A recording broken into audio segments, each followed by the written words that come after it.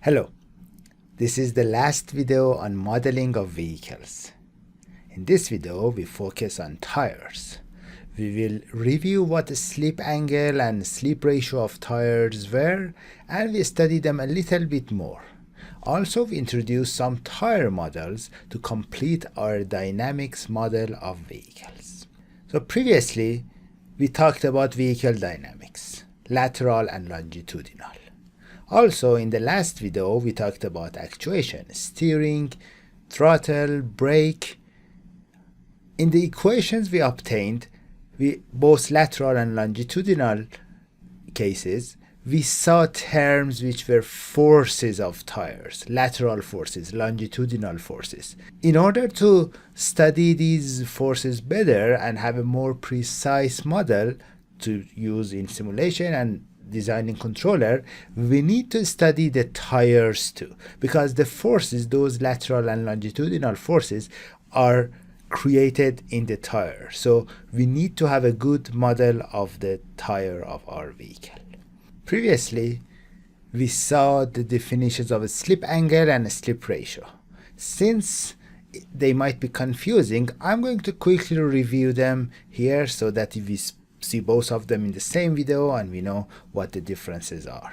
Let's start with slip angle. Slip angle is related to the lateral dynamics of the vehicle, while the slip ratio, as you will see later, is related to the longitudinal dynamics model. What was the definition? Remember this figure? Beta, or the slip angle of the vehicle, is the angle between the direction of the car, so this is the direction of the car, and the direction that it's actually moving, which would be this. So the car is pointing this way, but it's actually moving not in that way. So the difference is called beta, or the slip angle. We saw earlier that from the geometry, you can see here that beta is tan inverse of the lateral velocity of the car divided by the longitudinal velocity of the car. So these two divided by each other, tan inverse calculated, is beta. Since A tan has a diagram like this, and you can see when the angle is small, it's almost linear, we can replace tan inverse of x with x. So if you replace that, we can see that for small slip angles, we have this relationship. Again, have in mind, beta is the vehicle slip angle. It's related to the movement of the whole vehicle. However, we can focus on each tire too and define tire slip angles. We are still talking about the slip angles, lateral dynamics, but instead of talking about the whole car, we are talking about each tire separately. So it's the angle between the direction of each wheel and the direction in which it's actually traveling. So here you can see this red arrow shows the direction of the wheel, and the purple one shows the direction it's actually moving. The difference between them is alpha f. This is the tire slip angle of the front tire. We have a similar thing for the rear tire too. So for the front tire slip angle, we had this equation, you saw it before, and for the rear one, we have this equation. This delta is the steering angle. Obviously, we have it only in the front wheel because we assume in our cars the front wheel steers. Beta is the vehicle slip angle we saw in the previous slide. Psi dot is the yaw rate. V is the forward or longitudinal velocity of the car, and LF and LR are constants you are familiar with. They don't change. They show the distance between the front tire and center of gravity, and also the rear tire and center of gravity. So these are the equations we have for slip angles. What are we looking for? We are looking for a relationship between these slip angles and the forces, the tire forces. We will come back to this discussion later in this video. Now let's see what slip ratio is. As I mentioned, it's related to the longitudinal dynamics. The other name for slip ratio is the longitudinal slip. The equation was given before.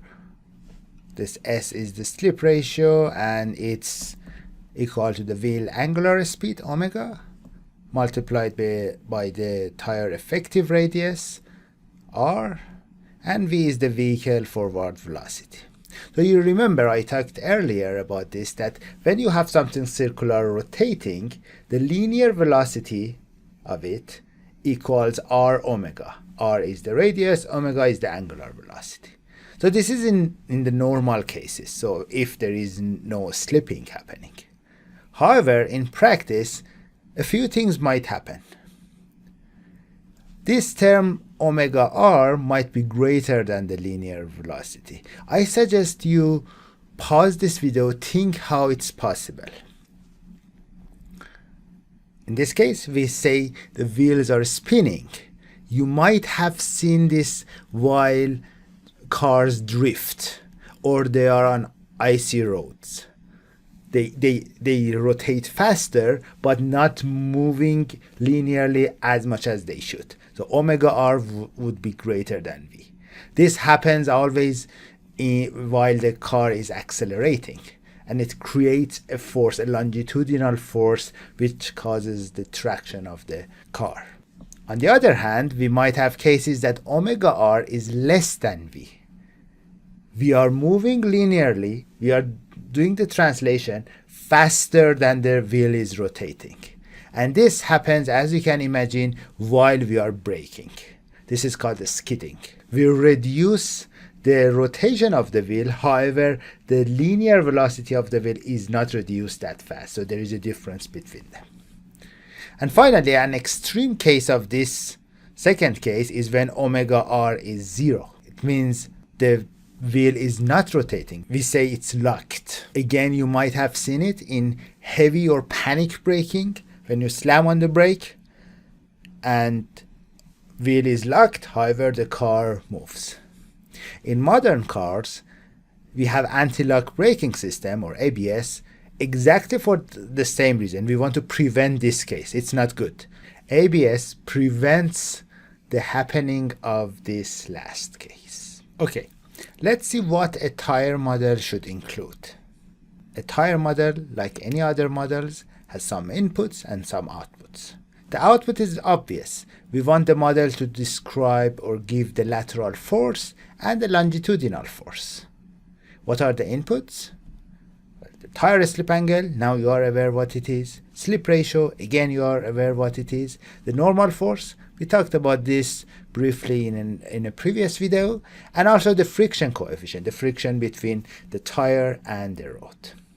Having these inputs, the tire model should approximate the lateral force and longitudinal force very well.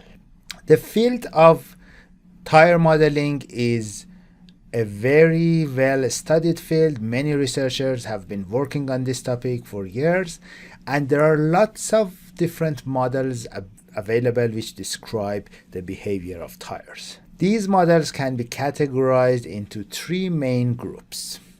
The first group is the group of analytical methods. They use the physical equations and physical properties of the tires and very easily give an equation, give a model. The model is simple, so it's very tempting to be used. However, the precision is very low. So usually in practice, these are not the models we use to simulate or design controller according to. 2 of the famous examples of analytical models are Fiala and Brush models of tires. The second group is the numerical group of tire models. These groups of models use finite difference and finite element methods to describe the behavior of the tires. We don't have a mathematical equation in these models. We have lookup tables. The fact that they don't have mathematical form is not good for a control engineer. In order to design a controller, we need that mathematical equation. When we don't have it, we have lookup tables. It's not that easy to design controller. However, since these models are very precise, they are used for simulation to make sure that everything works in simulation because they can describe the behavior of the tire very well. Finally, the last group is parameterized models. These models do have equation, but the equation is parameterized. The parameters of these equations are obtained by extensive experiments for each tire. So for each separate tire, you should do these experiments to find the parameters in that model which is used.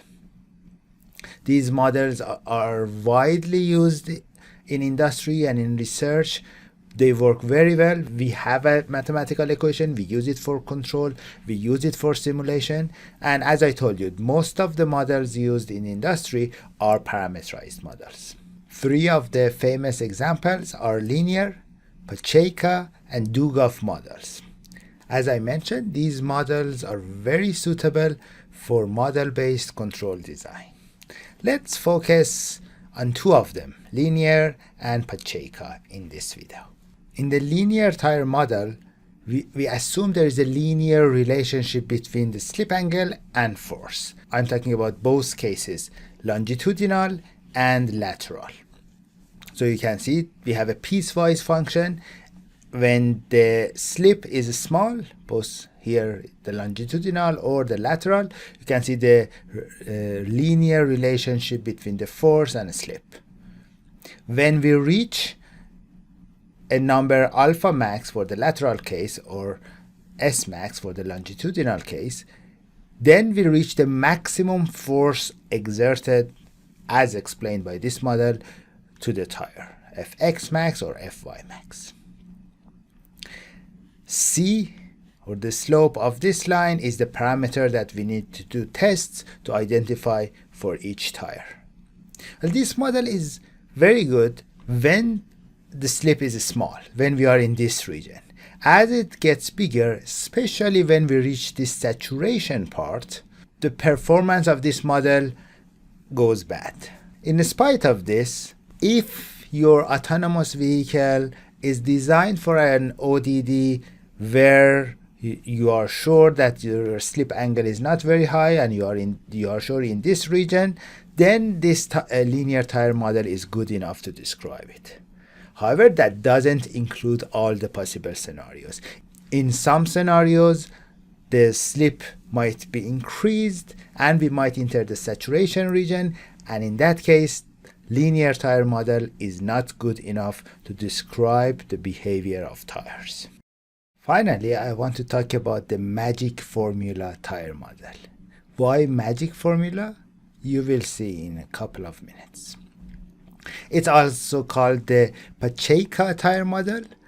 Pacheco is after Hans Pacheco, a scientist in this field who passed away in 2017. The pronunciation might be different in Dutch, so sorry about that. But Pacheco or Pacheco introduced a model which is widely, almost everywhere in industry and in academia, is used to describe the behavior of tires. The equation is this.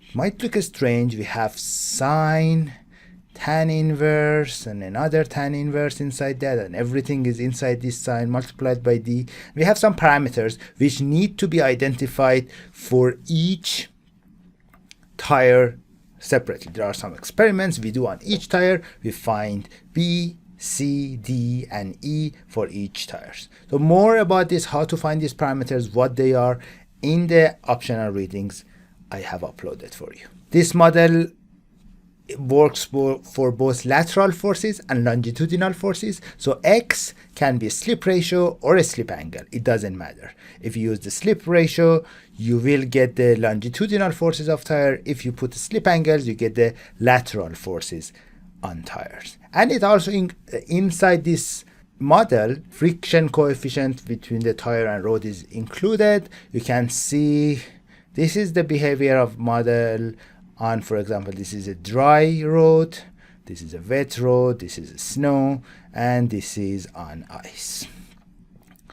Well, we talked about this linear model and the Pacheco or magic formula tire model.